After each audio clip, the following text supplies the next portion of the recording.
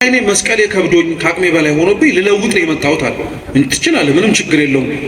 በምንድን ነው መለወጥ የምትፈልገው? አሁን ነው ወይስ ነገ ነው? አይ አሁን ነው መለወጥ የምፈልገው አለ። እንግዲያውስ አንተ ምረጥ አለ። መቼም ያው ውስጥ ያለው ሻጭ እኮ ከሱ በላይ ስለ መስቀሎቹ ያውቃል አያውቅም? ግን እሱ መርጦ ካሸከመው በኋላ ደግሞ የከበደኝ አንተ ነኝ እንዳይለው ነው። አንተው ራስህ ምረጥ አለ። በቃ ሰፊ አዳራሽ ስለሆነ ያየው መስቀል የለም። አንዳንድ መስቀሉን አነሳ፣ ወርቅ መስቀል አነሳና አይ ሲሸከመውም ቀላል እና ሲያየውም ደግሞ ምንድነው ወርቅ ነውና አይ መስቀል ጥሩ ነው አለ። አንዳንዶቻችን መስቀላችንን ይሄ የምንደምቅበት መስቀል የሚመርጥ ክርስቲያን አለ።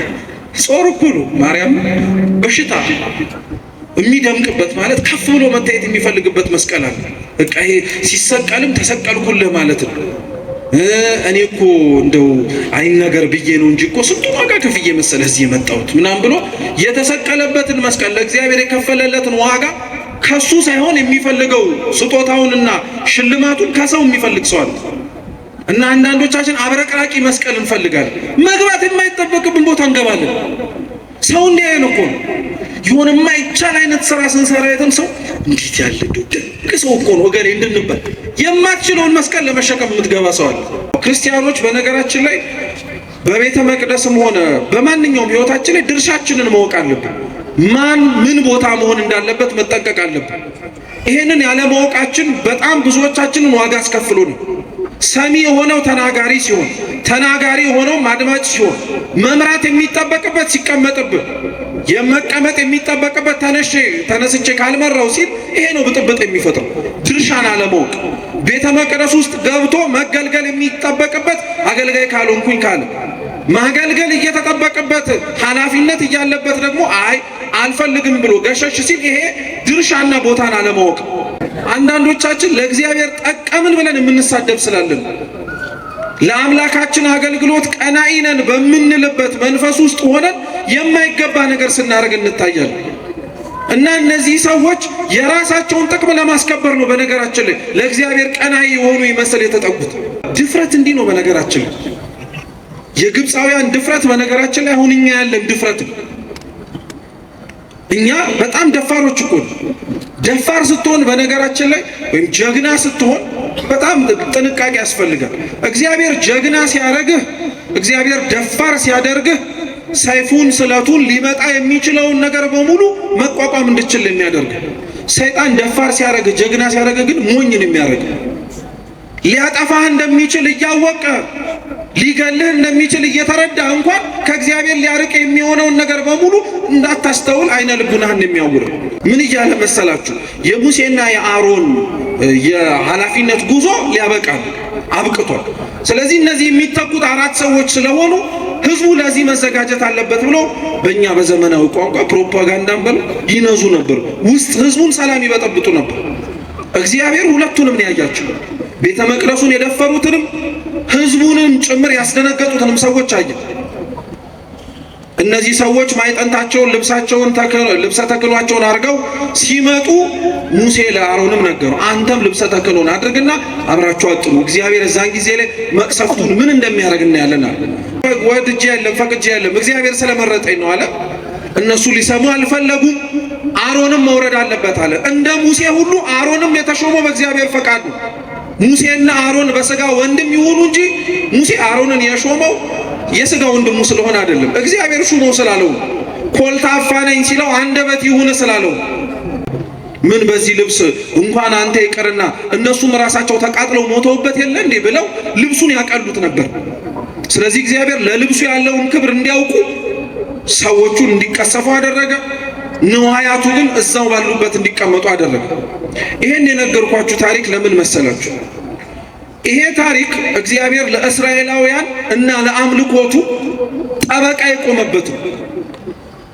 እግዚአብሔር ያልጠበቀውን አንተም አትጠብቅም። እግዚአብሔር የጠበቀውን ግን ማቃለል አትችልም። አሁን እኮ ያለንበት ችግር ይሄ ነው። በነገራችን ላይ እግዚአብሔር ጠብቆ እግዚአብሔር አስተምሮ አምላካችን ኢየሱስ ክርስቶስ ሰብኮ የሰጠህን ሃይማኖት ሰብኮ የሰጠህን እውነት አንተ እንዴት ታቃልለዋለህ? አንተ እንዴት ከሌላ ነገር ጋር አብረህ ታያይዘዋለህ? በዚህ በዘመናዊው ዓለም ላይ ያለንበት ዘመናዊ ከሚባሉት አመለካከቶች እኮ ሃይማኖትን ማርከስና ማቅለል እኮ ነው።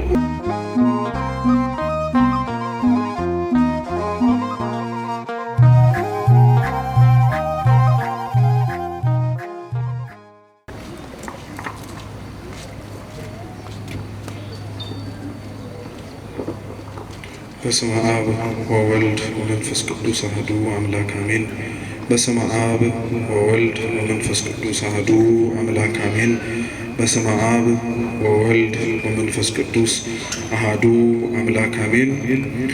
ክቡራን አበው አይንተ እግዚአብሔር ካህናት፣ አባቶቻችን መነኮሳት፣ ሊቃውንተ ቤተ ክርስቲያን፣ መምህራነ ወንጌል በየማዕረጋችሁ፣ የሰንበት ትምህርት ቤት መዘምራን፣ እንዲሁም በዕለቱ በዝማሬ የምታገለግሉን መዘምራን፣ በዚች ቅጥር ቤተ ክርስቲያን ከሩቅም ከቅርብም የተገኛችሁ የልዑል እግዚአብሔር ቤተሰቦች፣ በወደደን ባከበረን በአምላካችን ፍጹም ሰላም እንደምን አመሻችሁ፣ እንደምን ዋላችሁ፣ እንደምን እስከዚህ ሰዓት ደረሳችሁ። ቸርነቱን ምሕረቱን ይቅርታውን በእድሜያችን ላይ አብዝቶ በፊቱ ያሳየነውን የእምነት ማነስ የምግባር ጉድለት ሳይመለከት በደጁ የሰበሰበን የአባቶቻችን አምላክ ልዑል እግዚአብሔር ስሙ የተመሰገነ ይሁን። እንኳን አደረሳችሁ፣ እንኳን አደረሳችሁ። አምላካችን ቅዱስ እግዚአብሔር ወዶ ፈቅዶ በዚች በተሰበሰብንባት ዕለት የእናቱ የእናታችን የእመቤታችን የቅድስት ንጽሕት ድንግል ማርያምን ዓመታዊ ክብረ በዓል እንድናከብር እንዲሁም ደግሞ ሃይማኖትን ለማጽናት እኛ የተሰበሰብንባትን ይህችን ቅድስት ሃይማኖት ለመጠበቅ ሲሉ አንገታቸውን፣ ሰውነታቸውን፣ ሁሉ ነገራቸውን ዋጋ የከፈሉ 318ቱ ሊቃውንተ ቤተ ክርስቲያን ተዘክረው ለሚታለፉባት እንዲሁም ደግሞ ከነሱም ሁሉ ጻድቃን ረድኤት በረከት እንዲያሳትፈን የእርሱ የአምላካችን ቅዱስ ፈቃድ ይሁንልን። አምላካችን ቅዱስ እግዚአብሔር ቢወድና ቢፈቅድ በዛሬዋ ዕለት በዚች በተሰጠችን ሰዓት ኦሪት ዘኍልቍ ምዕራፍ 21 ከቁጥር 4 እስከ 9 ባለ ኃይለ ቃል የመጽሐፍ ቅዱስ ምንባብ መነሻነት የምንማር ይሆናል። አምላካችን ቅዱስ እግዚአብሔር በጉባኤያችን መሃል ተገኝቶ የራቀውን አቅርቦ የረቀቀውን አጉልቶ ምስጢርን ገልጦ እንዲያስተምረን የእርሱ ቅዱስ ፈቃድ ይሁንልን። ከምንም በላይ የምንሰማ ብቻ ሳይሆን ሰምተን በሕይወት ለመኖር አምላካችን ቅዱስ እግዚአብሔር ይርዳል። ኦሪት ዘኍልቍ ምዕራፍ 4 ጀምሮ ያለው የመጽሐፍ ቅዱስ ቃል እንዲህ ይላል። ከሆርም ተራራ ከኤዶምያስም ምድር ርቀው ሊዞሩ በኤርትራ ባሕር መንገድ ተጓዙ። የሕዝቡም ሰውነት ከመንገዱ የተነሳ ደከመ።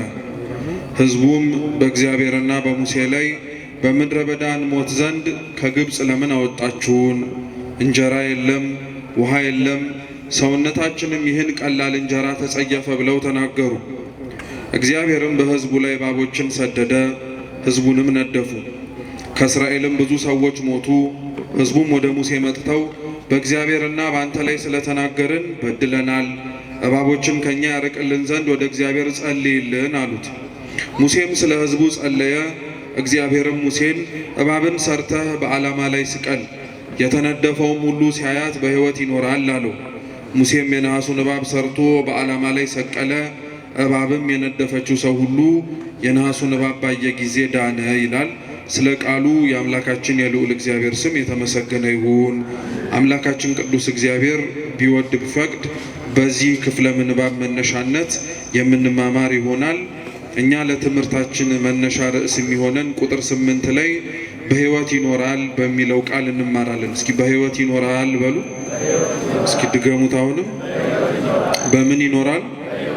በዚህ ርዕስ እንማራለን። አምላካችን እንዲያስተምረን የእርሱ ቅዱስ ፈቃድ ይሁንልን።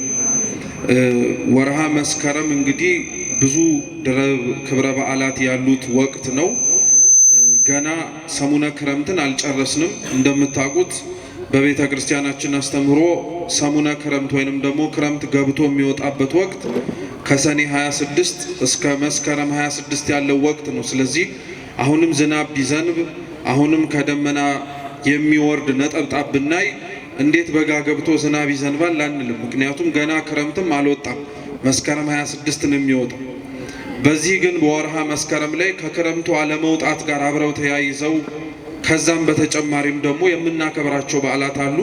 እንደምታውቁት መስከረም 1 ርዕሰ አውደ ዓመት ብለን የቅዱስ ዮሐንስ መጥምቀ መለኮትን ዓመታዊ ክብረ በዓል አክብረናል። መስከረም 2ንም ጨምሮ ዮሐንስ መጥምቅ ከብሉይ ኪዳን ወደ ሐዲስ ኪዳን የመሻገሪያ ድልድይ ሆኖ ያገለገለ የመጨረሻው የብሉይ ኪዳን ነቢይ የመጀመሪያው የሐዲስ ኪዳን ሐዋርያ ቅዱስ ዮሐንስ መጥምቅ ነው። ከነቢያት ሁሉ መጨረሻ ሆኖ ስለሚመጣው ስለ ጌታችን ስለ ኢየሱስ ክርስቶስ የተናገረ ከሐዋርያት ሁሉ ደግሞ መጀመሪያ ቀድሞ የእግዚአብሔር በግ የዓለሙን ሁሉ ኃጢአት የሚያስተሰርየው እርሱ ነው ብሎ መስክሮ ስብከትን የጀመረ ዮሐንስ መጥምቅ ነው። ከድቅድቁ የኦሪት ጨለማ ወደሚደንቀው የሐዲስ ኪዳን ብርሃን እንደምንገባም ያስተማረን እሱ ነው። በዛ መነሻነት የኛ የቤተ ክርስቲያናችን ሊቃውንት ክረምቱ ጭጋግ የሆነው ደመና የሆነው ዝናባማ የሆነውና እንዲሁ ደግሞ በጥቅሉ አሮጌው የሆነው ዘመን አልፎ አዲሱ ዘመን ሲተካ አሮጌ ለነበረው ለብሉይ ኪዳን ዘመን ማለፍ አዲስ ለሆነው ለሐዲስ ኪዳን መምጣት ሰባኪው እርሱ ስለሆነ የዮሐንስን መጥምቅ በዓል በመስከረም 1 እና መስከረም 2 እንድናከብረው ይደረጋል። ከዛ በኋላ ከመስከረም 1 ጀምሮ እስከ 7 እስከ 8 ደግሞ ዮሐንስ መጥምቅ ብቻ ሳይሆን ቤተሰቡም ጭምር ይታሰባል። ካህኑ ዘካርያስና ቅድስት ኤልሳቤጥ ማለት ነው። ከመስከረም 8 በኋላ ያሉት ወቅታቶች በዋነኝነት የምናከብራቸው ክብረ በዓላት ሁለት ናቸው። አንደኛው መስቀል ነው። ምን አልኳችሁ? መስቀል ነው። የጌታችን የመድኃኒታችን የኢየሱስ ክርስቶስ ቅዱስ መስቀል የምናስብበት ስለ መስቀል ቤተ ክርስቲያናችን የምታስተምርበት ወቅት ነው። ከዛ በተጨማሪ ደግሞ የእመቤታችን የቅድስት ንጽሕት ድንግል ማርያምም ክብረ በዓል በዚሁ በተሰበሰብንበት በመስከረም 21ም ጭምር ታስቦ ይውላል። እንግዲህ መጽሐፍ ቅዱሳችን ነገሮች ሁሉ አስቀድመው ከመሆናቸው በፊት ነገሮች ሁሉ ከመፈጸማቸው በፊት ተጽፎ የምናገኝበት የትንቢት መጽሐፍ ነው። መጽሐፍ ቅዱስ ከብዙ መገለጫዎቹ መካከል አንዱ ራሱ የትንቢት መጽሐፍ መሆኑ ነው። ትንቢት እንደምታውቁት ነገሮች ከመሆናቸው በፊት አስቀድሞ መናገር፣ ነገሮች ከመፈጸማቸው በፊት ይፈጸማሉ ብሎ ማወጅ ነው። መጽሐፍ ቅዱስ ከሚታወቅበት ጠባያቶቹ መካከል ደግሞ አንዱ የትንቢት መጽሐፍ ነው። ነገሮች ከመሆናቸው በፊት አስቀድሞ ይሆናሉ ተብሎ ይነገራል። ይሄ ለብሉይ ኪዳን ብቻ የሚነገር በነገራችን ላይ አይደለም።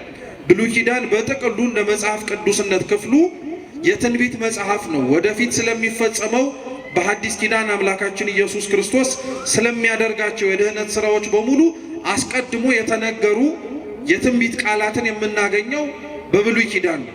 ሐዲስ ኪዳንም ግን የትንቢት መጽሐፍ ነው።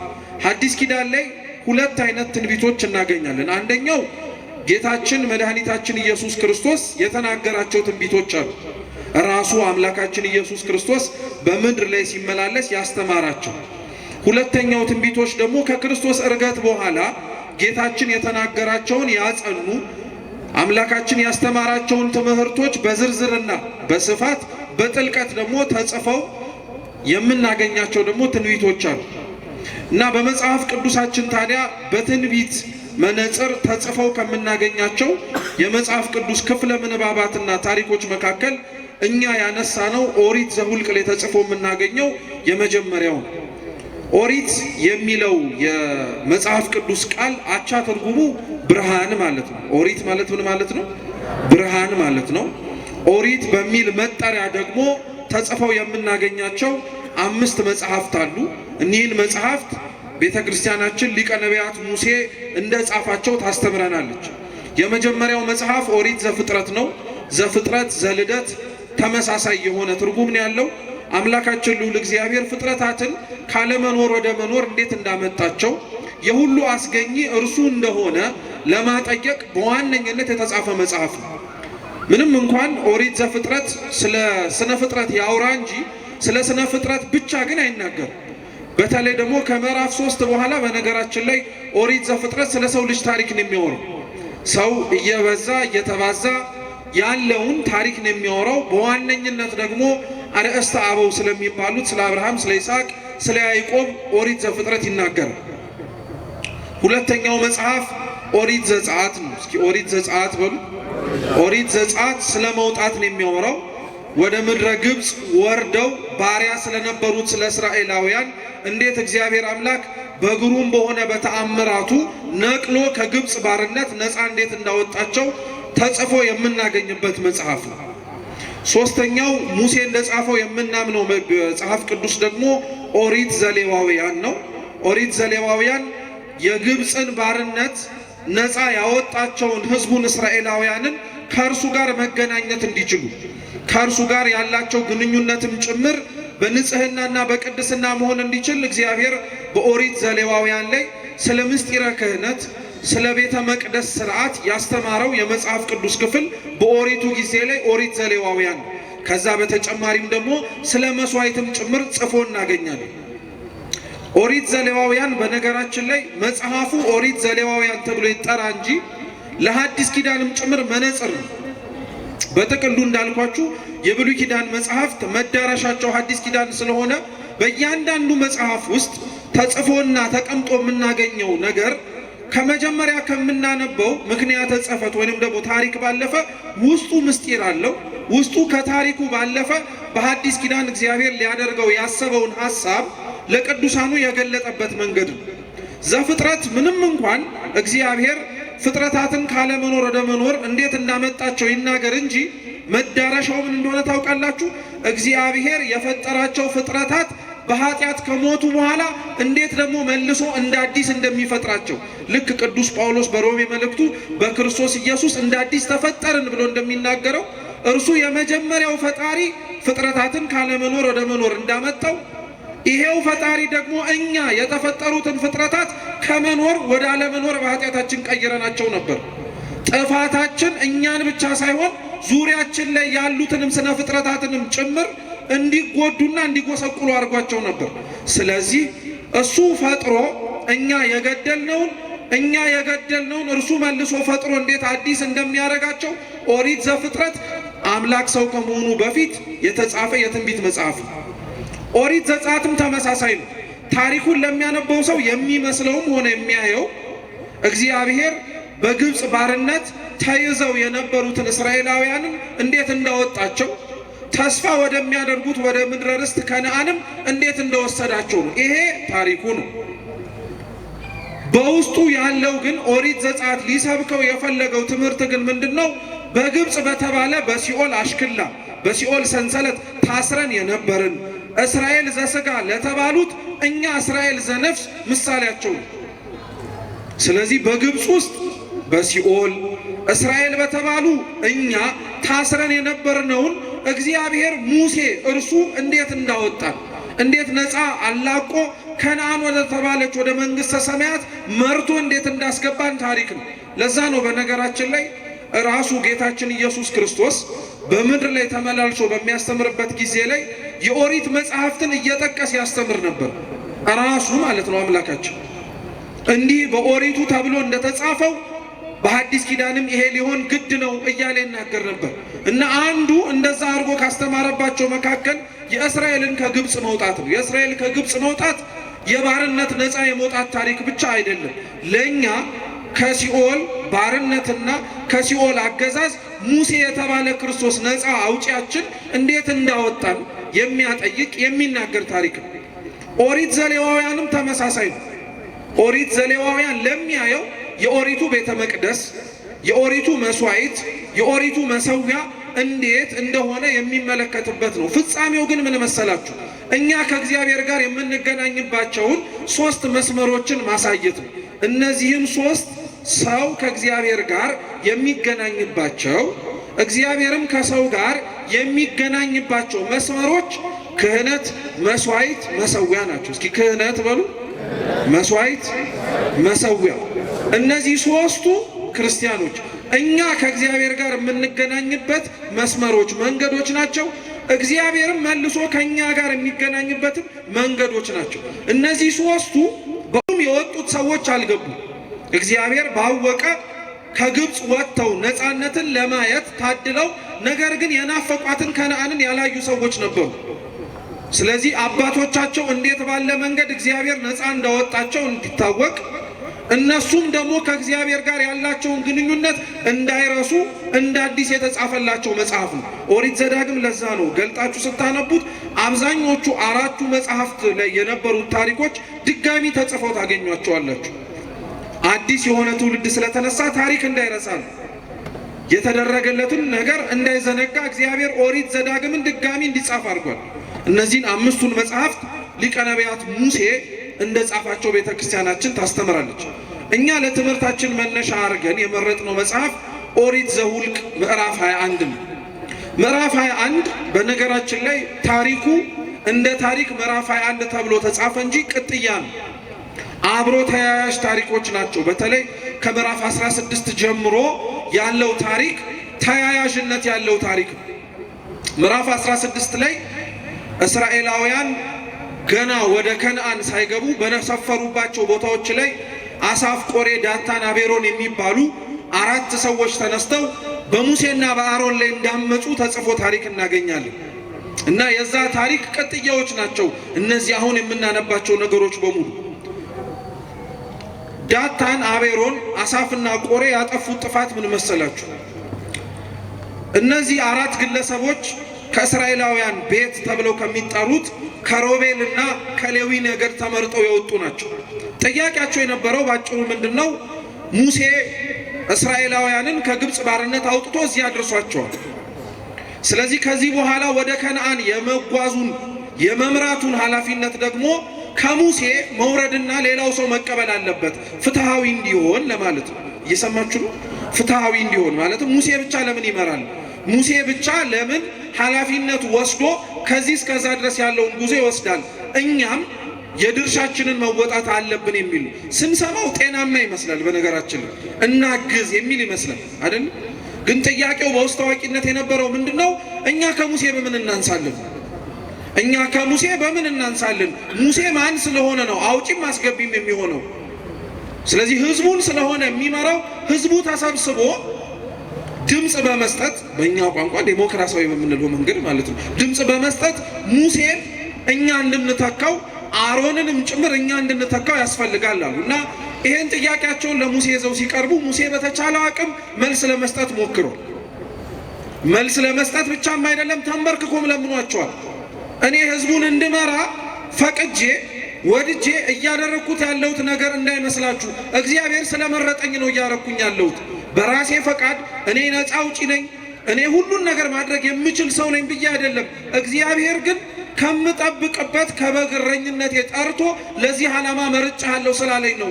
ምን አለ ሙሴና እግዚአብሔር ህዝቡን ምራ አልመራም ሲባባል የነበረውን ግብ ግብ ቢያዩ ኖሮ እነዚህ ሰዎች እንዲህ ብለው አይናገሩም ነበር። በጣም ነው የሚገርማችሁ። ሙሴ ህዝቡን ላለመምራት ያላረገው ጥረት የለም። እግዚአብሔር በዛች በዕፀ ጳጦሱ ውስጥ ሲያነጋግረው እኮ ሙሴ ይሄንን እኛ እንምራው ብሎ የተናገረውን ህዝብ ላለመምራት ብዙ ተናግሯል። አልችልም ብሏል፣ አቅም የለኝም ብሏል፣ ኮልታፋ ነኝ ብሏል። በዚህ ሁሉ በማይችልባቸው መንገዶች ሁሉ እግዚአብሔር ግን አስችልሃለሁ እያለው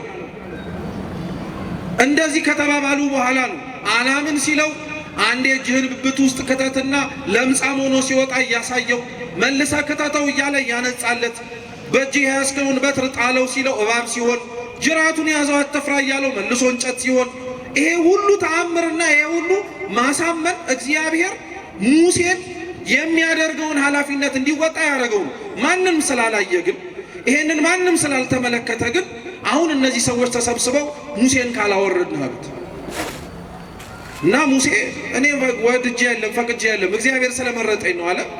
እነሱ ሊሰሙ አልፈለጉም። አሮንም መውረድ አለበት አለ። እንደ ሙሴ ሁሉ አሮንም የተሾመው በእግዚአብሔር ፈቃድ ነው። ሙሴና አሮን በስጋ ወንድም ይሆኑ እንጂ ሙሴ አሮንን የሾመው የስጋ ወንድሙ ስለሆነ አይደለም። እግዚአብሔር ሹመው ስላለው ኮልታፋ ነኝ ሲለው አንደበት ይሁን ስላለው ክህነት ለአሮን የተሰጠው ለሙሴ ራሱ እኮ አልነበረውም። ክህነት ቤተ መቅደሱን ገብቶ የማገልገል ስልጣን አልነበረው። ሙሴ ግን አንድም ጊዜ ላይ ስለ አሮን ገብቶ የማገልገሉን ነገር አንስቶ እኔ ለምን እንደዚህ ሆንኩኝ ብሎ ያውቅ ድርሻውን አውቆ ነበር። ምኑን አውቆ ነበር? አዎ ክርስቲያኖች በነገራችን ላይ በቤተ መቅደስም ሆነ በማንኛውም ህይወታችን ላይ ድርሻችንን ማወቅ አለብን። ማን ምን ቦታ መሆን እንዳለበት መጠንቀቅ አለብን። ይሄንን ያለ ማወቃችን በጣም ብዙዎቻችንን ዋጋ አስከፍሎ ነው። ሰሚ የሆነው ተናጋሪ ሲሆን፣ ተናጋሪ የሆነው ማድማጭ ሲሆን፣ መምራት የሚጠበቅበት ሲቀመጥብን፣ የመቀመጥ የሚጠበቅበት ተነስቼ ካልመራው ሲል ይሄ ነው ብጥብጥ የሚፈጥረው። ድርሻን አለማወቅ። ቤተ መቅደስ ውስጥ ገብቶ መገልገል የሚጠበቅበት አገልጋይ ካልሆንኩኝ ካለ ማገልገል እየተጠበቅበት ኃላፊነት እያለበት ደግሞ አይ አልፈልግም ብሎ ገሸሽ ሲል ይሄ ድርሻና ቦታን አለማወቅ።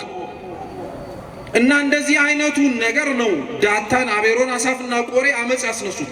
ድርሻቸውን አላወቁም፣ መመራት አልፈለጉም፣ በሙሴና በአሮን መተዳደር አልፈለጉም። ስለዚህ ውረዱና እኛ ህዝቡን እንምራ። ሙሴ ይሄን ነግሮ አልበቃ ብሎ ተንበርክኮ ለመነ፣ ተማጸናቸው፣ እባካችሁ ተው አለ። ምክንያቱም እያመጹ ያሉት ሙሴ ላይ አይደለም፣ ማን ላይ? እግዚአብሔር ላይ። አንዳንዴ በነገራችን ላይ እኛም ራሱ አንረዳም። ለእግዚአብሔር ተቆረቆርንና ጠበቃ ቆምንለት ብለን ሰዎችን ስንሳደብም ሆነ ክፉ ነገር ስናረግ እየተናገርነው ያለነው ግለሰቦቹን ብቻ ላይሆን ይችላል። በነገራችን ላይ ንጽህናቸውንም ሆነ ርኩሰታቸውን የሚያውቀው ማን ነው? አንዳንዶቻችን ለእግዚአብሔር ጠቀምን ብለን የምንሳደብ ስላለን ለአምላካችን አገልግሎት ቀናኢ ነን በምንልበት መንፈስ ውስጥ ሆነን የማይገባ ነገር ስናደርግ እንታያለን። እና እነዚህ ሰዎች የራሳቸውን ጥቅም ለማስከበር ነው በነገራችን ላይ ለእግዚአብሔር ቀናኢ የሆኑ ይመስል የተጠጉት። እና አይሆንም ብሎ ቢለምን አመጻቸው በሱ ላይ ሳይሆን በእግዚአብሔር ላይ እንደሆነ ቢነግራቸው አልሰማም አሉ። ይሄ ብቻ አይደለም፣ በጣም እኮ ነው የሚገርመው። ቤት ገብታችሁ ብታነቡት በጣም ነው የምትደነቁት። እነዚህ ሰዎች ሙሴና አሮንን ካሉበት ክብር ዝቅ አድርገን እኛም ራሳችን ወደ ላይ እንወጣለን የሚል ሐሳብ ስለነበራቸው ለዚህ ተዘጋጅተው ነበር። በመጡባቸው በየድንኳን በየመንበሮቻቸው ልብሰ ተክህኖ አሳፍተው ማዕጠንት አዘጋጅተው ገብተው ቤተ መቅደሱን ለማጠን ዝግጁ ነበሩ። ምንም የከለከላቸው ነገር አልነበረም። እና ድፍረታቸው በጣም ነው የሚደንቀው። የእግዚአብሔርን አገልግሎት ቤተ መቅደስ ለነሱ ጥቅምና ለነሱ እርካታ ሲል ተቻኩለው ለመግባት እሱን ራሱ አልጠየቁትም። እሱን ራሱ ፈቃድ አልጠየቁትም። ማረግ ስለሚችሉና ማረግ እንደሚችሉም ስላወቁ ብቻ ለማረግ ቆረጡ። እግዚአብሔር አምላክም ሙሴ ተንበርክኮ ሲለምናቸው፣ ሙሴ ተንበርክኮ ሲማጸናቸው አልሰሙም። ልብሳቸውን ለብሰው ማዕጠንታቸውን ይዘው ወደ ቤተ መቅደስ ለመግባት ተንደርድረው መጡ።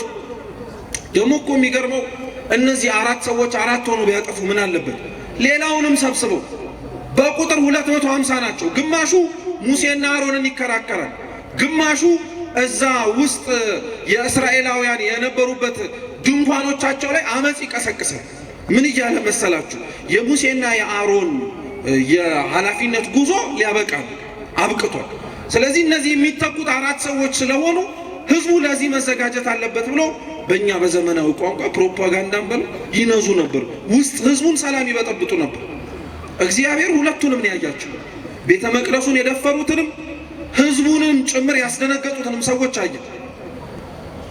እነዚህ ሰዎች ማዕጠንታቸውን ልብሰ ተክህኗቸውን አድርገው ሲመጡ ሙሴ ለአሮንም ነገሩ፣ አንተም ልብሰ ተክህኖን አድርግና አብራችሁ አጥሩ፣ እግዚአብሔር እዛን ጊዜ ላይ መቅሰፍቱን ምን እንደሚያደርግ እናያለን አለ። የሚገርማችሁ እነዚህ ሰዎች በድፍረት ስላለን ብለው ልብሱን አጥልቀው ማዕጠንቱን ይዘው ገብተው የኦሪቱን ቤተ መቅደስ እናጥናለን ሲሉ ልብሱን ሳይነካ ማዕጠንታቸውን ሳያበላሽ የእግዚአብሔር መቅሰፍት ግን እግዚአብሔር የላከባቸው ቅጣት ግን እነሱን እንደተለበለበ ግንድ ለብልቦ አቃጥሎ መቅሰፍቱ ገደላቸው። ውጭስ ያሉትን እዛ ድንኳኖቻቸው ህዝቡን ሲያሳምጹ የነበሩትን መሬት ተሰንጥቃ ዋጠቻቸው። አሁን ይሄን ያልኳችሁ ለምን መሰላችሁ? እግዚአብሔር እነዚህን ሰዎች ሲቀጣቸውም ሆነ እነዚህን ሰዎች ጥፋት አጥፍተው ለጥፋታቸው አልመለስም ሲሉ ቅጣቱን ሲቀጣቸው አሰፍተው ያመጡትን ልብስና የያዙትን ጽንሃ አለካባቸው። እነሱን ራሳቸውን የለበለባቸው ለምን መሰላችሁ? ካሰፉት ልብስ ጋር አብሮ እሳቱ እነሱንም ልብሱንም ማዕጠንቱንም ቢበላው ከመቅሰፍቱ በኋላ የተረፈው ህዝብ ለለበሱትም ልብስ እንኳን አሮንም የሚለብሰው ስለሆነ ክብር አይሰጡትም ነበር። ምን በዚህ ልብስ እንኳን አንተ ይቅርና እነሱም ራሳቸው ተቃጥለው ሞተውበት የለ እንዴ ብለው ልብሱን ያቀሉት ነበር። ስለዚህ እግዚአብሔር ለልብሱ ያለውን ክብር እንዲያውቁ ሰዎቹን እንዲቀሰፉ አደረገ። ንዋያቱ ግን እዛው ባሉበት እንዲቀመጡ አደረገ። ይሄን የነገርኳችሁ ታሪክ ለምን መሰላችሁ? ይሄ ታሪክ እግዚአብሔር ለእስራኤላውያን እና ለአምልኮቱ ጠበቃ የቆመበት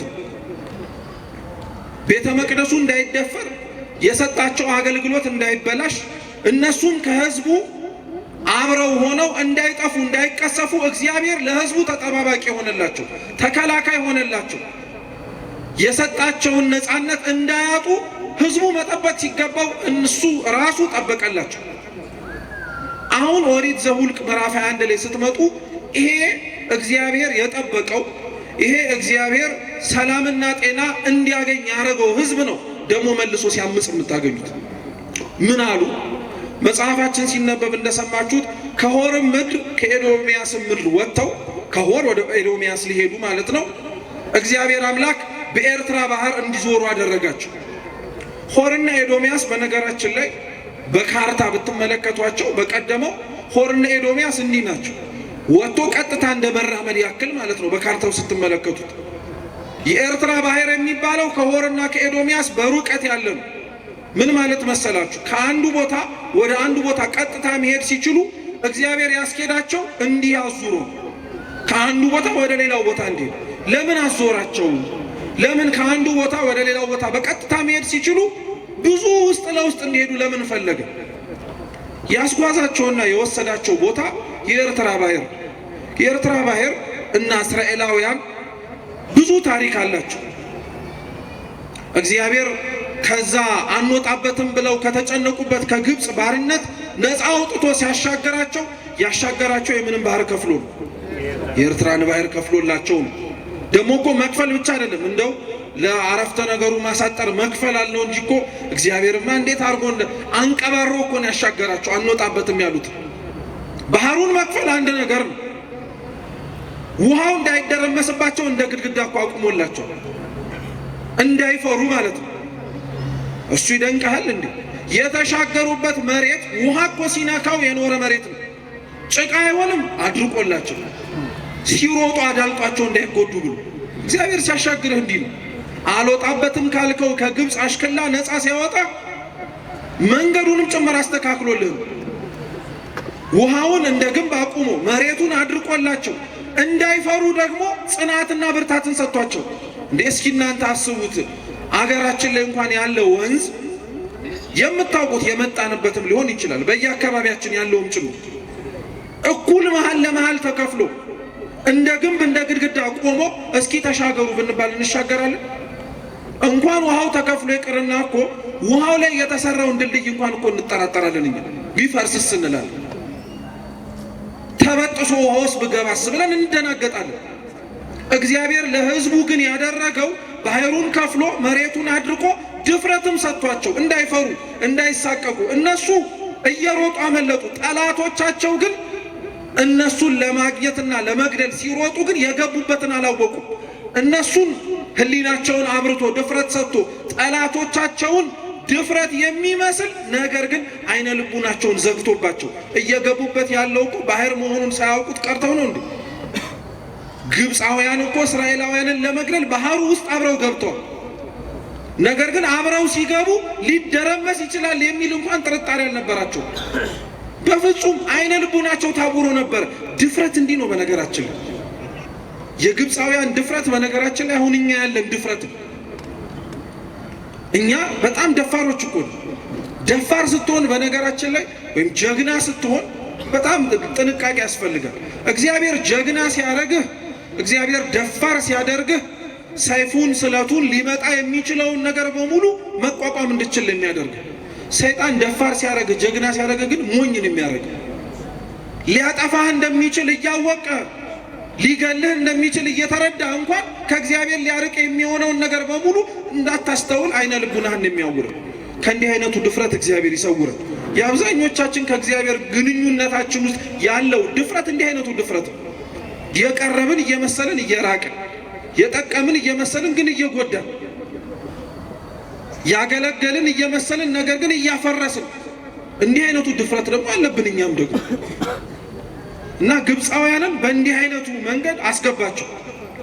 እነሱን አሻገረ። የከፈለላቸው በሙሴ በትር ላይ አድሮ ግድግዳውን ባህሩን እንደ ግድግዳ ያቆመላቸው እግዚአብሔር መልሰ ምተዋለና ጠላቶቻቸውን አጠፋላቸው። ኮቴያቸውም የለም። ሲመለከቱ ያዩት ነገር ቢኖር ሬሳ ነው። እግዚአብሔር የኤርትራን ባህር እና እስራኤላውያንን ሲያስተዋውቃቸው እንዲህ ያደረጋቸው ከፍሎ አሻግሮ ጠላቶቻቸውን አጥፍቶ እነሱን በፍጹም እምነት ተማምነው እንዲወጡ የትላንትና ታሪካቸውን እንዲዘነጉ አርጎን ያሻገራቸው። አሁን እግዚአብሔር ከአንዱ ቦታ ከሆር ወደ ኤዶምያስ ምድር እንዲሄዱ ሲል በኤርትራ ባህር እንዲዞሩ አረጋቸው። ለምን? የእግዚአብሔርን ውለታ እንዲያስታውሱት እኮ። እግዚአብሔር ያረገላቸውን ነገር እንዳይዘነጉት እያልኳችሁ ያለሁት ምዕራፍ 16 ላይ አሁን ያነበብነው ኦሪት ዘኍልቍ ላይ የእግዚአብሔር ቤተ መቅደስ ሲደፈር ጠበቃ ሆኖ ራሱ እግዚአብሔር ወዳጆቹ ሙሴና አሮን ነው ያንን ቤተ መቅደስን ያንን የኦሪቱን ድንኳን ያንን ሥርዓተ አምልኮ እንዲጠበቁ ያደረጉት። ይሄንን ውለታ እግዚአብሔር ለሕዝቡ ውሎላቸዋል። እነሱን ውጡና ሙቱልኝ አላላቸው። እነሱን ተጋደሉልኝ፣ ዳታንን፣ አቤሮንን፣ አሳፍን፣ ቆሬን አብረዋቸው የነበሩትን 200 ሰዎችን 250 ሰዎችን እርም አብሏቸው ዋጋ አስከፍሏቸው አላለም። መጀመሪያ እግዚአብሔር ነው ሃይማኖትን የጠበቀው። ከዛ በኋላ ነው ሕዝቡን እንዲጠብቁ የነገራቸው። በነገራችን ላይ ክርስቲያኖች ሃይማኖትን መጀመሪያ መጠበቅን ያሳየን ራሱ ክርስቶስ ነው። ክርስቶስ የሰጠንን ሃይማኖት ጠብቆልን፣ ክርስቶስ የሰበከልንን ሃይማኖት ግራ እንዳንጋባ እንዳንወዛወዝና ከአንዱ ወደ አንዱ እንዳንሄድ እሱ ራሱ ጠብቆልናል። አምላካችን እኮ ወርዶ በነበረበትና በመሬት ላይ ሲዘዋወርና ሲያስተምር በነበረበት ወቅት 3ቱን ዓመት በደንብ ትኩረት ሰጥቶ ያስተማረው በደንብ ትኩረት ሰጥቶ የሰበከው ነገር ቢኖር ሃይማኖትን በደንብ አድርጎ ግራ እንዳንጋባ እንዳንንቀጠቀጥ ከአንዱ ወደ አንዱ እንዳንሄድ በደንብ አድርጎ አስጠንቅቆን ያስተማረን። ሃይማኖትን መጠበቅ ከማን ተማራችሁ ብንባል ከክርስቶስ የተማርነው እኛ። ለእውነት መኖር ከማን ተማራችሁ ከተባለን ከክርስቶስ ነው። ሲጀመር ክርስቶስ ራሱ የሞተው ለምንድን ነው? ለእውነት እኮ ነው የሞተው። ለእውነት እኮ ነው ራሱን አሳልፎ የሰጠው። ለእውነት እኮ ነው መስቀል ላይ የተሰቀለው። ሃይማኖትን መጠበቅ ከሱ ተምረናል። ከሱ መጠበቅ የተማርነውን ሃይማኖት ነው ከዛ ሰው የሚጠብቀው። እግዚአብሔር ያልጠበቀውን አንተም አትጠብቅም። እግዚአብሔር የጠበቀውን ግን ማቃለል አትችልም። አሁን እኮ ያለንበት ችግር ይሄ ነው። በነገራችን ላይ እግዚአብሔር ጠብቆ እግዚአብሔር አስተምሮ አምላካችን ኢየሱስ ክርስቶስ ሰብኮ የሰጠህን ሃይማኖት ሰብኮ የሰጠህን እውነት አንተ እንዴት ታቃልለዋለህ? አንተ እንዴት ከሌላ ነገር ጋር አብረህ ታያይዘዋለህ? በዚህ በዘመናዊው ዓለም ላይ ያለንበት ዘመናዊ ከሚባሉት አመለካከቶች እኮ ሃይማኖትን ማርከስና ማቅለል እኮ ነው። በቀደመው ዘመን ሃይማኖት ጥያቄ ምልክት ውስጥ ይገባ የነበረው በሃይማኖት አስተምሮት ችግር ይፈጠር የነበረው በክህደት ነው። ቤተ ክርስቲያን የምታስተምረውን አታስተምርም በማለት የተናገረችው ያልተናገረችውን ደግሞ ትናገራለች በማለት ችግር ይፈጠር ነበር። ለዛ ችግር መፍትሄ ይሰጥ ነበር። እሱ የክህደት ትምህርት ሲያበቃ ደግሞ ስለተነሳ በክርክር ሃይማኖቱን በክርክር እምነታችንን ሊያስለቅቁን ያልቻሉን ጠላቶች ተነስተው ደግሞ ሰይፍ ማንሳት ጀመሩ። በጉልበት ለማድረግ ማለት ነው። በጉልበትም በንግግርም ሊለወጥና ሊስተካከል የማይችል ሀቅ እንደሆነ ስለታወቀ ያመነው አመነ፣ ያላመነው ደግሞ ሳያምን ቀር። አሁን ያለንበት ዘመናዊው ጦርነትና ውጊያ ግን ምን መሰላችሁ? አንዳንዶቻችን ክርስቶስ ጠብቆ የሰጠንን ሐዋርያትም ከእርሱ ተምረው እንዲህ ነው ሃይማኖታችሁ ብለው ያስተማሩንን ትምህርት አንዳንዶቻችን እንደ ቀላል እናየዋለን። መልካም ምግባር ነው እንጂ ሃይማኖት ምን ያስፈልጋል የምንል ሰዎች እኮ አለን። ዋናው ጥሩ መስራትህ ነው እንጂ ሃይማኖቱ ምን ያስፈልግልሃል ብሎ የሚያስብ እኮ ሰው አለ። ሃይማኖት ማለት በነገራችን ላይ ክርስቲያኖች አስተምህሮ ማለት ነው። እስኪ ሃይማኖት በሉ እንጂ ማለት አስተምህሮ ማለት ነው። አዎ የምናምነው እምነት የተቀበልነው ሃይማኖት የሚያስተምረው አስተምህሮ አለ። ለምሳሌ እንደ አንድ ክርስቲያን እንደ ኦርቶዶክስ ተዋሕዶ አማንያን ሃይማኖታችሁ ምንድነው ተብለን ብንጠየቅ አስተምህሮ ነው መልስ የምንሰጠው። እኛ ክርስቲያኖች ሁሉን የፈጠረ አንድ አምላክ በሚሆን በእግዚአብሔር አብ ምን እናደርጋለን? እናምናለን ብለን የምንሰጠው እስከ መጨረሻው የጸሎት ሃይማኖት ምስክርነት የሙታንንም መነሳት ምን እናደርጋለን? ይሄ ሃይማኖት ነው፣ ምስክርነት ነው። ይሄ ምስክርነት ነው። አሁን የመጣብን ችግር አሁን እየታየብን ያለው ፈተና ግን ምንድነው? አስተምህሮ አያስፈልግም፣ አስተምህሮ ምንም አያደርግም፣ ዋናው ደግ ማድረግ ነው ብሎ የሚያስብ ሰው ተነሳብን። መልካም ማድረግ ጥሩ ነው። መልካም ላረክበትና መልካም ለምታደርግበት ነገር ግን የምታረግበትን ምክንያት አለማወቅ ግን በጣም ይለያያል። በጣም አደገኛም ነው ጭምር። በነገራችን ላይ ክህደት ነው እሱ ራሱ። ይሄ ብቻ ደግሞ ብሎ አያበቃም። ሌሎች ደግሞ አሉ በውጭ ሆነው የሚናገሩ እዚህም ውስጥም ሆነንም ጭምር ትንሽ ጭላንጭሉ የሚታየብን አንጠፋም። ሁሉም ትክክል ነው የሚል ሰው የለም። ሰምታችሁ አታውቁ? ሁሉም እኮ ትክክል ነው፣ ሁሉም መርቶ የሚወስደው ወደ ማን ነው? ወደ እግዚአብሔር ነው ብሎም የሚያስብ እኮ ሰው አለ። ሁሉም እንዴት ትክክል ሊሆን ይችላል? እንደው አመክንያዊ በሆነ አስተሳሰብ እኮ ብናስበው ራሱ እንዴት ሁሉም ልክ ሊሆን ይችላል? እኔ እኮ በጣም የሚገርመኝ ነገር ምን መሰላችሁ? ይሄንን የተቀበልነውንና እውነት ነው ብለን ሁሉም ነገር የምናራምደውን አንድ እምነት ለሌላ ነገር እንደማናደርገው ታውቃላችሁ? ምሳሌ ልስጣችሁ። ሁላችሁም አነሰም በዛም ሁላችንም በመማር በማስተማር ሂደት ውስጥ አልፈን ፈተና ላይ ተቀመጣችሁ ልበላችሁ። የፈተና ጥያቄዎች እንደምታውቁት ወይ ምርጫ ነው ወይ ዳሽሙላ ነው። እየሰማችሁ ነው? ወይ ምርጫ ነው ወይ ዳሽሙላ ነው። አለበለዚያ ደግሞ ተንትን ጻፍ ነው። አሊያ ደግሞ እውነት ወይስ ምን በል መልሱ እንጂ። እሺ ጥሩ። አሁን እናንተ 10 ጥያቄ ደርድሮላችሁ መምህሩ እውነት ወይስ ሐሰት በሉን የሚላችሁ ወይስ ከፈለክ እውነትም በሉ ከፈለክም ሐሰትም በሉን የሚል እንዴ? ታስቡበታላችሁ እንዴ? እንደዛ ያለን መምህር ሰምተን አናውቅም። ወይ እውነት ትላለህ ወይ ምን ትላለህ? ሐሰት ትላለህ። ሁሉንም እውነት ማለት አትችልም ብትል አንተ እውነት ነው ያልከው ሊኖር ይችላል፣ ግን ሐሰት የሚኖር ነገር አይጠፋም? ይጠፋል። ሁሉንም ሐሰትም ማለት አትችልም፣ ምን ሊኖር ስለሚችል። ይሄንን አመክንዮ ለምንድን ነው ለሃይማኖት ሲሆን ግን ማንቀበል? ሁሉም ሃይማኖት ልክ ነው፣ ሁሉም እኮ እውነታ አለው እንላለን። ሁሉም እውነት ሊሆን አይችልም፣ ሁሉም እውነታ ሊኖረው አይችልም። ቢሆን ኖሮ ለምን ሐዋርያት ወጥተው መስበክ አስፈለጋቸው? ቢሆን ኖሮ ለምን ክርስቶስስ ወጥታችሁ እኔ ያስተማርኳችሁን ትምህርት እያስተማራችሁ በአብ በወልድ በመንፈስ ቅዱስም አጥምቁ ማለት ለምን አስፈለገ? ሁሉም እውነት ከሆነ ለምን ይደክማሉ? ሁሉም እውነት ከሆነ እሱስ ለምን ይደክማል? 3 ዓመት ለምን ማስተማር አስፈለገው? ለምን ሰዎች የሰው ልጅ ማን ይሉታል ብሎ መጠየቅ ለምን አስፈለገው? ያሉትን ይበሉት፣ የሚሉትን ይበሉ። ዋናው ሁሉም እውነት ነው አላለም። ግን አሁን የመጣብን ፈተና ይሄ ነው። ሁሉንም ሃይማኖቶች እውነት ነው ብለን እንድንቀበል በፍጹም አይሆንም።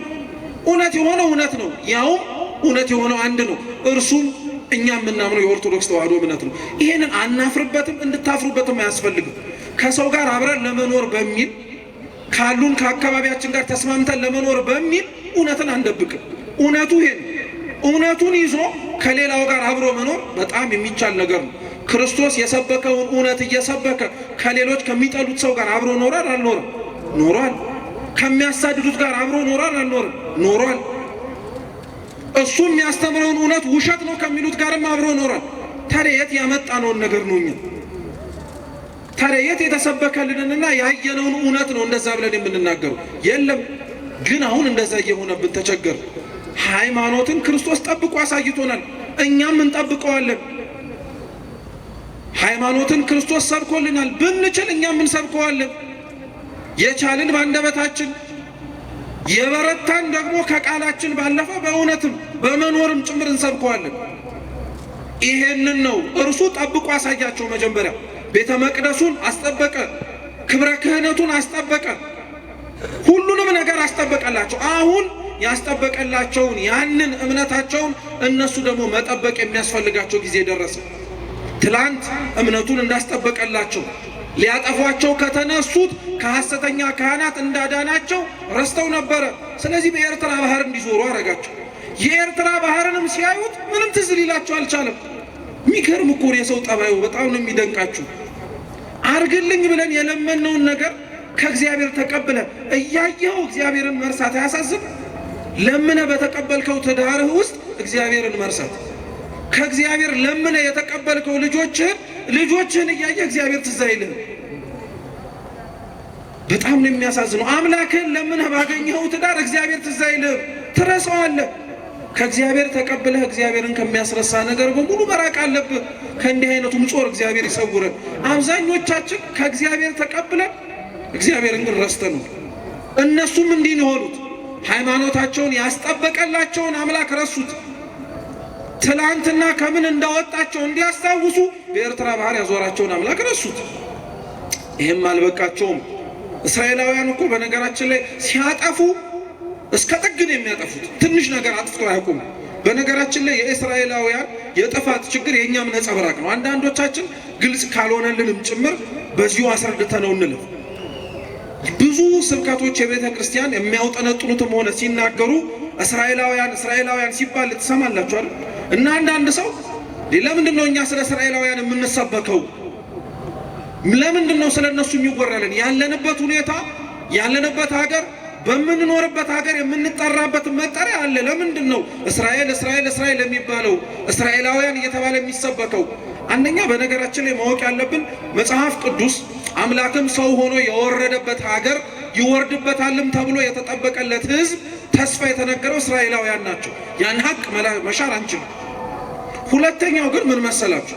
እስራኤላውያን ያለባቸው ችግር የኛ ችግር ስለሆነ በእስራኤላውያን ውስጥ የምንመለከተው መልካምም ይሆኑ ክፉም ነገሮች ከኛ ጋር ይበዛ ያንሳል እንጂ መመሳሰሉ አይቀርም።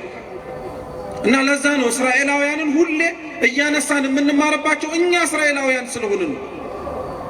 በምንወለድበት ሀገር እንደዛ ተብለን አንጠራ እንጂ እስራኤል ዘነፍስንን በ12ቱ የእስራኤላውያን ነገድ ተብለው ተጠርተው በተሾሙ በ12ቱ ሐዋርያት ክህነት እጅ የተጠመቅን ቅዱስ ቁርባንን የተቀበልን ትምህርታቸውን የምናምን ስለሆነ እስራኤል ዘስጋ ተብለን አንጠራ እንጂ እኛ እስራኤል ዘነፍስን። እና እነዚህና እስራኤላውያን በኤርትራ ባህር በኩል ሲያልፉ ባህሩን አይተው እግዚአብሔር ትዝ ሳይላቸው ማጉረምረም ጀመሩ። ምን አሉ መሰላችሁ? ሙሴን ነው እንደዚህ ብሎ የተናገሩት። ላንብብላችሁ፣ ብትችሉ አብራችሁ በሉ። ህዝቡም ሙሴን መተው በሉ በሉ እንጂ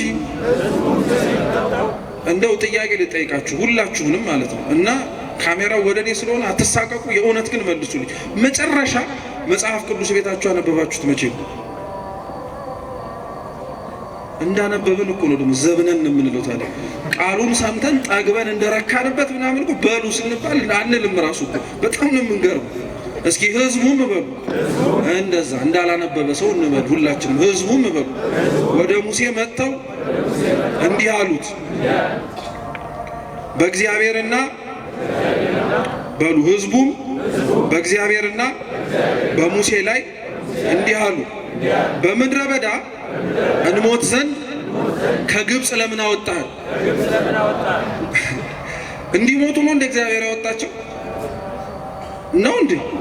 ከግብፅ አውጥቶ ያሻገራቸው ኤርትራን ባህር የከፈለላቸው እንደሞቱት ግብፃውያን ባህሩ ውስጥ ከቶ ሊገላቸው ነው? አይደለም፣ በፍጹም አይደለም። ግን ሲያጉረመርሙ ሰማችኋቸው? ኤርትራን አይተው ያሻገራቸውን እግዚአብሔርን ሳይሆን ያዩት የወጡባት ግብፅ ትዝ አለቻቸው። እና እግዚአብሔርና ሙሴ ላይ ደግሞ እኮ በጣም ነው የሚገርሙት። እግዚአብሔርን ለብቻውም አልተናገሩትም። አብረው ሙሴን ከኑህ ጋር የተገኘ ሰሊጥ ምን አርግም አብረ ተውቀት ማን ከእግዚአብሔር ጋር ተጣበቃለህ ማለት እኮ። አንዳንዴ በጣም ነው የሚገርማችሁ እኮ እግዚአብሔርና ሙሴን አብረው አንድ ላይ ያደረጓቸውና ለሁለቱም ነው ስሞታቸውን ያቀረቡት። ማን አውጣን አለ ከግብፅ ብለው ጠየቁት። ጥያቄያቸው ለሙሴም ነው ለእግዚአብሔርም ነው። ያወጣቸው ለሕይወት ነው። ያወጣቸው ደምን ባልቅሰው ነው። ደምን ባልቅሰው የባርነት ዘመኑ በስቶባቸው መቼ ያጥረልናል ብለው ለምነው የወለዷቸውን ልጆቻቸውን ከሚረግጡት ጭቃ ጋር አብረው ረግጠው የሞቱትን ወንድም እህቶቻቸውን በቅጡ ሳይቀብሩ ቀርተው የደከሙበትን የላባቸውን ሳይከፈላቸው ቀርተው ይሄ ሁሉ ግፍ እኮ ደርሶባቸዋል። ለዚህ ሁሉ ግፍ ነው ከ430 ዓመት በላይ ሲያለቅሱ የነበሩት አውጣን አውጣን ብለው። ምን አለባቸው እነሱ? ልክ አንዴ ከወጡና ወደ ከነዓን ጉዞ ግን ሲጀምሩ ከግብፅ ለምን አወጣህን ብለው እግዚአብሔርን አምኑ። እግዚአብሔር ላይ ያጉረመረሙ። የእስራኤላውያን ከግብፅ ለምን አወጣህን የሚለው ስሞታቸው በነገራችን ላይ የኛ ስሞታ ነው። የኛ በደንብ የምንታወቅበት ስሞታችን ነው። ግብፅ ዓለም ናት። እግዚአብሔርን ከዓለም ካላወጣኸኝ ለደከምኩበት ዋጋ እየተሰጠኝ አይደለም፣ እየኖርኩበት ያለው ህይወት በረከት አጥቶ እየተቸገርኩኝ ነው፣ ልጆቼ ምግባር አጡ፣ ትዳሬ ተበጠበጠ። ሙሴ ፊት ተንበርክከው ማንባት ጀመሩ። ሙሴም ለእግዚአብሔር ጸለየ፣ አምላካችንም ነገረው። የነሐሱን እባብ ሰርተህ በዓላማ ላይ ስቀል፣ ሁሉም ባዩት ጊዜ ላይ በህይወት ይኖራሉ አለ። እስኪ የነሐሱ እባብ በሉ። የነሐሱ እባብ እስራኤላውያንን ነድፏቸው መርዝን በሰውነታቸው ውስጥ አሳድሮባቸው ከመጣባቸው ደዌ ያዳናቸው እባብ የነሐሱ እባብ ነው የሚባለው። የቀደመው እባብ ተብሎ የሚጠቀሰው እንደምታውቁት ጠላት ሰይጣን ዲያብሎስ ነው። መርዙ ኃጢአቱ ነው። ዲያብሎስ ሰኮና እየሄደ እንደተናደፈው እባብ እሱም ራሱ በሰው እግር ኮቴ እየሄደ መርዙን ይረጫል፣ ከሃይማኖት እንዲወጣ ከምግባር እንዲወጣም ጭምር። ይሄንን ብትችሉ እንዳትረሱት አደራላችኋለሁ። ሰው ሃይማኖትን የሚክደው በነገራችን ላይ በአስተምህሮ ጉዳይ ብቻ አይደለም፣ በምግባርም ሰው ሃይማኖቱን ሊክድ ይችላል። የሃይማኖት ክህደት በአስተምህሮ ደረጃ ሲሆን ዶግማቲክ ሄረሲ ነው የሚባለው፣ የዶግማ ክህደት ነው የሚባለው። እየሰማችሁ የአስተምህሮ ክህደት እንዳለ ሁሉ ደግሞ የምግባር ክህደት አለ፣ ኤቲካል ሄረሲ የሚባል። አሁን በነገራችን ላይ እኛ እዚህ ውስጥ ያለ ነው ማለት ነው። የዶግማ ችግር ላይኖርብን ይችላል፣ እሱንም የሚያውቀው መድኃኔዓለም ነው። ጣቢያ የምንቀላቅል አንጠፋም እዚህ ውስጥም ደግሞ ያም የሚያምረን ማለት ነው። በዛው ልክ ግን አብዛኞቻችን የምንጠቃበት ችግር ግን የምግባር ከሃዲያን ግን ነው። ይሄ አይዋሽ፣ የምግባር ከሃዲያንን በደንብ አድርገን እና ከሃዲያን ወይም የምግባር ችግር ያለባቸው ሲባል የሃይማኖትም ሕጸጽ አለባቸው ሲባል አደራ የዶግማ ብቻ አድርጋችሁ እንዳትወስዱት፣ ወደኛም ይዞራል ይሄ ነገር የምግባር ችግር ያለብን ሰዎች ስለሆነ። ስለዚህ ዲያብሎስ እየሄደ እየነደፈ መርዙን ያሳድርብሃል ማለት እግዚአብሔርን በንግግርህ ትክደዋለህ ለማለት አይደለም፣ በአኗኗርህ እንድትክደው ያደርግሃል። አሁን የአብዛኞቻችን አኗኗር እግዚአብሔርን የሚሰብክ አይደለም፣ ከእውነት ይልቅ አድርባይነት የበዛበት ነው። ለእግዚአብሔር ከመኖር ይልቅ ለስጋችን መኖር የበጣበት ነው። ይሄ ሩቅ እኮ አይደለም። የእግዚአብሔርን ሕግ ከማክበር ይልቅ እኮ የሰው ዓይንና የሰውን ሕግ ለማክበር እኮ እንደዚህ ዘመን የደከምንበታለን። በሰው ፊት ከብረን ለመታየት ብለን የእግዚአብሔርን ሕግ የሻርንበት። ደግሞ እኮ የሚያሳዝነው በጣም የሚገርማችሁ ምን መሰላችሁ? የሰውን ሕግ አክብረው ከፍ ያሉትን ሰዎች እናከብራለን፣ የእግዚአብሔርን ሕግ ብለው የኖሩትን ሰዎች እንንቃለን። በጣም ነው የምንደንቀው እኮ እኛ ደግሞ በጣም ነው የምናሳዝነው። እየሄደ የሚናደፈው እባብ ዲያብሎስ ነው። ዲያብሎስ እየነደፈ ያሳደረባቸውን መርዝ የሃይማኖትም የምግባርን ችግር የነሐሱን እባብ ሰርተ ስትሰቅለው ትድናላችኋል። የነሐሱ እባብ ክርስቶስ ነው። የነሐሱ እባብ መርዝ የለውም ውስጡ፣ ግን እባብ ነው አይደለም? ነው የነሐሱ እባብ እኮ ተብሎ ልዩነቱ ምንድነው? ይሄኛው እባብ መርዝ አለው፣ ያኛው እባብ ግን ምን የለውም? መርዝ የለውም። ያኛው እባብ የነደፈን ዲያብሎስ ነው። ይሄ የነሐሱ እባብ የሚባለው ደግሞ ክርስቶስ ነው። ክርስቶስ መርዝ የለበትም፣ ንጹሕ ባህሪ ነው። ምንም እንከን የለበትም፣ ምንም አይነት ችግር የለበትም። ያኛው እባብ ነድፎ ሲጥለን ይሄኛውን እባብ አይተን ግን እንድናለን። ዲያብሎስ ያለ የሌለ ኃይሉን ጨርሶ ሲያዋርደን፣ እግዚአብሔር ግን ኃይሉን በሙሉ እንኳን ማሟጠጥ ሳይጠበቅበት እንኳን የሚያልቅም ኃይል የለውምና ክብር ይግባውና አይተነው ግን እንድንድን ማድረግ ይችላል። ይሄው የነሐሱን እባብ በዓላማ ላይ ስቀለውና የነሐሱን እባብ ሲመለከቱ ይድናሉ አለ። ይሄን የነሐሱን እባብ ግን በነገራችን ላይ እኛ አይደለንም፣ የነሐሱ እባብ ክርስቶስ ነው ያለው ራሱ ጌታችን ነው። የዮሐንስ ወንጌል ምዕራፍ 3 ቁጥር 14 ላይ ሙሴ በምድረ በዳ የነሐሱን እባብ እንደሰቀለው ሁሉ የሰው ልጅ የተባለ ጌታችን ኢየሱስ ክርስቶስም ሊሰቀል ይገባዋል። ክርስቶስ ራሱን የነሐሱ እባብ ነኝ አለ። አሁን የሚገርማችሁ ነገር ምን መሰላችሁ? ክርስቶስ የተሰቀለበት ይሄ የነሐሱ እባብ ከፍ ብሎ የታየበት መስቀል ለቤተ ክርስቲያን አርማ ብቻ አይደለም። ልብ ብላችሁ ስሙ ክርስቲያኖች፣ መስቀል ለቤተ ክርስቲያን አርማ፣ ምልክቷ፣ መገለጫዋ ብቻ አይደለም። መስቀል ሕይወቷን ጭምር ነው። ቤተ ክርስቲያን ለዛ ነው ተመስርታበታለች ራሱ ከሚባልባቸው ትምህርቶች መካከል አንዱ በአርብ ነው። ክርስቶስ በተሰቀለበት ከፍ ብሎ ለዓለም ርቃኑን በታየበት ዕለት ማለት ነው። ክርስቶስ የተሰቀለበት መስቀል ለክርስቲያኖች ምልክታችን ብቻ አይደለም፣ ምልክታችንም ነው፣ ሕይወታችንም ጭምር ነው። ለዛ ነው እኮ አምላካችን በወንጌል ላይ ማንም የኔ ሊሆን ከኔም ጋር አብሮ ሊኖርና ሊከተለኝ የሚወድ ካለ ምኑን ተከትሎ ይከተለኛል? መስቀሉን ተከትሎ መስቀሉን ተሸክሞ። ይሄ ማለት መስቀሉ ራሱን ተሸክሞ ይከተለኝ ማለት ነው አይደለም። መስቀሉን ተሸክመ ተከተለኝ ማለት በመስቀሉ ላይ የተሰበከልህ ያየኸው የተማርከው ነገር አለ። ምን እውነት፣ ምን ፍቅር፣ ምን ይቅርባይነት፣ ምን ደምን ለእውነት ማፍሰስ፣ ምን ለበደሉ ዝቅ ብለህ መጸለይ፣ ምን ለእግዚአብሔር ብለህ እርቃንህን መታየት፣ ምን ብዙ ጠላቶች ጥቂት ወዳጆች እንዳሉ አይተሃል። ይሄንን ሁሉ ይዘህ ተከተለኝ አለ። ይሄ ማን የማይከብደዋል?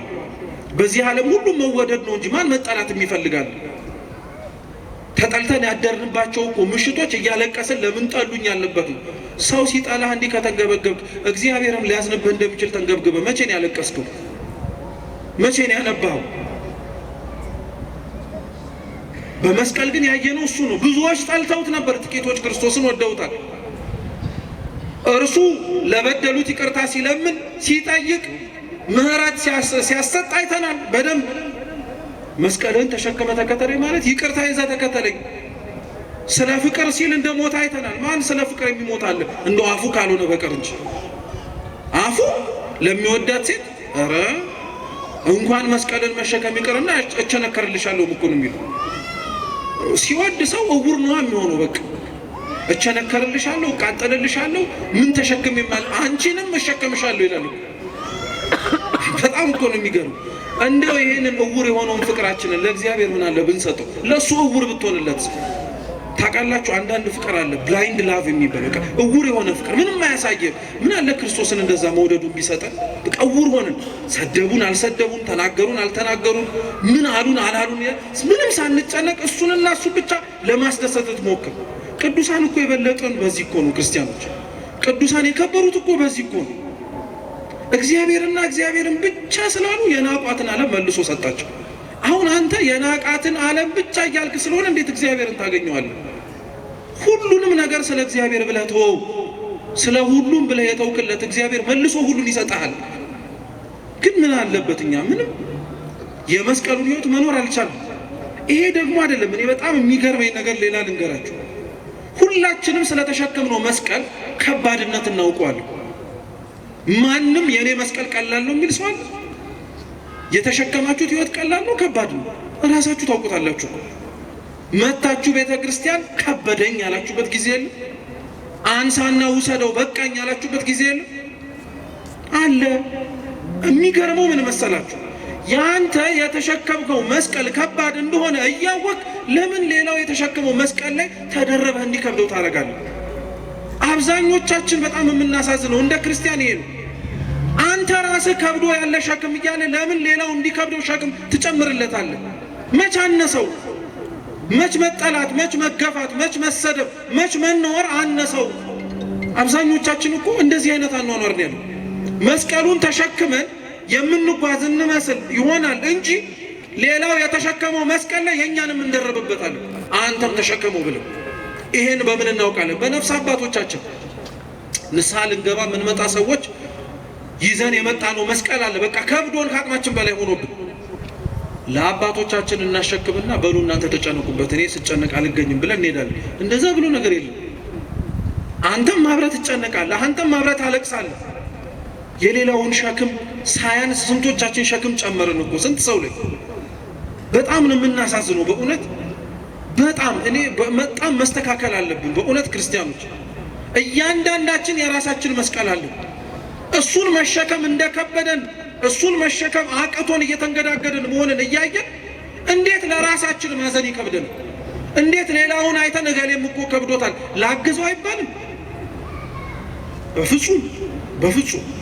መስቀላችን አብዛኞቻችን ከብዶናል። ያከበደብን ግን መስቀሉ እርጥብ ስለሆነ አይደለም፣ እኛ ሌሎቻችን ሌላ ሸክም እየጨመርንበት ስለሆነ ነው። ስንቱ ሰው ልጅ አንድ ሰው ነው ይባላል እና በጣም መስቀሉ የተሸከመው በህይወቱ ከበደው፣ በቃ ከአቅሙ በላይ ሆነበት እና ሁሌም ማታ ማታ ሲተኛ ይጸልያል። አምላኬ ከብዶኛል፣ በቃ ጭንቅ ነው፣ መከራ ነው፣ የተሸከምኩት መስቀል አንተን የማይበት ሳይሆን ጭራሽ የማማረርበት ሆነብኝ እና ይበቃኛል እያለ መናገር ጀመረ እና ብዙ ዘመን ጸለየ እንደዛ። ምንም ግን ለውጥ የለም።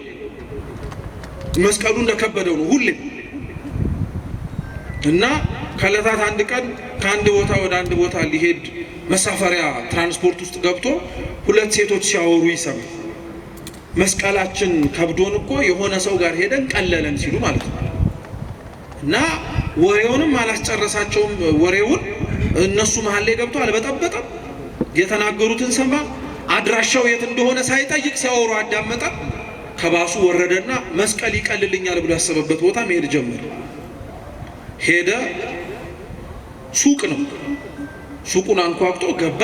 ሲመለከት ሱቁ በሙሉ መስቀል በመስቀል የተለያየ መስቀል ነው። የወርቅ አለ፣ የብር አለ፣ የነሐስ አለ፣ ትልቅ አለ፣ ትንሽ አለ። ሁሉም የተለያየ መስቀል ነው። ወደ ሰውየው ተጠጋና ምን ልታዘዝ ሲለው አይኔ መስቀሌ ከብዶኝ ከአቅሜ በላይ ሆኖብኝ ልለውጥ ነው የመጣሁት አለ። ትችላለህ፣ ምንም ችግር የለውም። በምንድን ነው መለወጥ የምትፈልገው? አሁን ነው ወይስ ነገ ነው? አይ አሁን ነው መለወጥ የምፈልገው አለ። እንግዲያውስ አንተ ምረጥ አለ። መቼም ያው ውስጥ ያለው ሻጭ እኮ ከሱ በላይ ስለ መስቀሎቹ ያውቃል አያውቅም? ግን እሱ መርጦ ካሸከመው በኋላ ደግሞ የከበደኝ አንተ ነኝ እንዳይለው ነው። አንተው ራስህ ምረጥ አለ። በቃ ሰፊ አዳራሽ ስለሆነ ያየው መስቀል የለም። አንዳንድ መስቀሉን አነሳ፣ ወርቅ መስቀል አነሳና አየ።